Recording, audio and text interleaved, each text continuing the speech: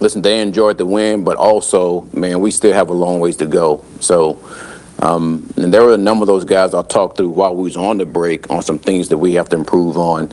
And our guys know that. Listen, I've said this on a number of occasions that, man, building this foundation is something that's been happening since OTAs, and that takes a while to get done. And we're not going to stop trying to get that done, and we know that takes time. But we want to win right now, just like every team does. And the players enjoyed the win, but, listen, they are looking forward to getting out there again against Cleveland and trying to get another win. So that's the focus for this week. Not just that, but also just on ourselves, like what we've been doing, for the past weeks, is just focusing on what we have to do. So, but listen, I know those guys, and they enjoyed the win, but they're looking forward to getting to next week. I just want to go back to the quarterback thing again. So obviously you want to keep it secret for as long as possible for whatever, competitive reasons. But I'm wondering, doesn't it help the quarterback's confidence when the coach comes out and says, "You're my guy"? It helps the quarterback confidence when the player and the coach talk and they know who the guy is. Not that I'm telling it to you guys. That has nothing to do with the player's confidence. So basically, are you kind of saying that, whomever is going to start knows his status as he practices throughout the week this week? And that'll be between me and the player. But I mean, okay. I don't understand why you guys keep doing it. Well, AG, I'm just kind of curious. It's really getting hilarious, too. You guys keep asking the same question, and I keep giving you the same answer. I am just curious, though, AG. What is the competitive advantage or disadvantage for a team not knowing which of these two guys is playing? My own reasons. Aaron, what's your confidence level that Garrett actually returns this week? Listen, he's going to practice this week, so I'm looking forward to him getting out and practice. Let's see how that goes, during the week. I don't want to place too much on him right now, but I'm excited about him getting out there, being able to practice this week. You added a receiver last week in a trade. You added John Mechie last week in a trade. Yeah. What do you like about him? Do you think he can come in and help you? Yeah, I do.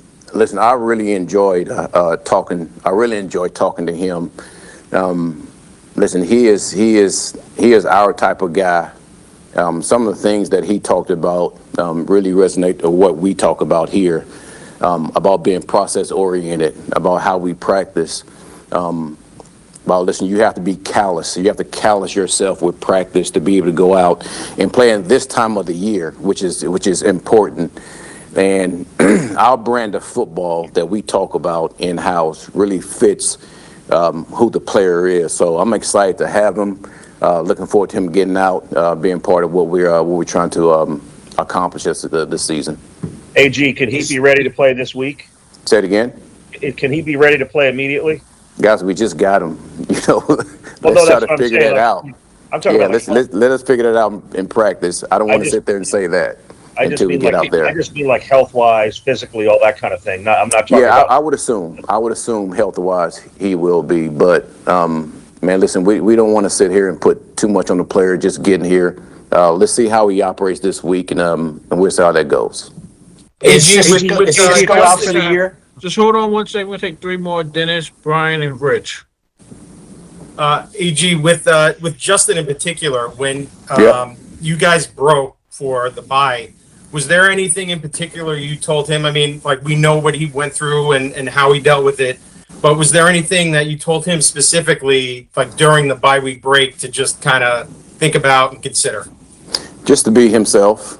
I think he displayed that very clear to you guys, and I think my my conversations with him will always stay there, and that's just how I am. I'm sure that's how he is, but just his personality, just in general, speaks volumes when he went through that situation, and especially when he talked to you guys. So I refuse to tell you guys exactly what we've talked about, and I'll always keep that between me and the player. AG, the 2-point conversions against Cincinnati, going for it down 9, going for it down 8. That's something 20, 30 years ago, like when you were a player, coaches didn't do that. And it's sort of evolved now with analytics. And Yeah. I'm just curious how you have evolved in your thinking about that. Because when you were raised in football, Yeah. right, it was kick the extra point, be down 7. You know what I mean? And like Yeah. almost, but it's really changed how the thinking is now. How has your kind of thought process evolved on that? To be honest with you, it really comes down to one thing is I'm trying to win the game. And at the end of it, being able to put ourselves in a situation where you're down by 14, you go 4 for 2, man, you come back and you score again, man, you kick field goal, you win the game. And also, if you did miss, at least have another chance to go for it, to go out and try to win the game again, or tie the game up at that point. So I just think in our case, I want the players to know that I have an aggressive mentality. I have a ton of trust in them, and I have a ton of trust in the execution for us to do that. And listen, I understand the Monday morning quarterbacks, when things like that don't work out, it's always, you're the worst coach ever. When they do work out, you're the best coach ever. So I just know who I am. I know who the players are. I have a lot of trust in the guys that we have.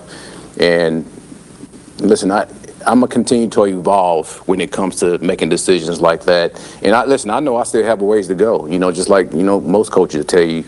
So I'm still growing in that aspect too. So, and I look forward to my growth when it comes to making those decisions. Last one here from Rich. Yeah, I just wanted to get your update on Andre Cisco, and is he out for the year? Listen, Andre's out. He's out. He had a shoulder, and there's some other things he's actually going to fix. He had an issue before that, so there's some other parts of his arm that he's going to get fixed too while he's getting his shoulder taken care of. So when you say he's out, He'll be out. You He'll be mean- out for the season. Yeah. okay, just wanted to be clear.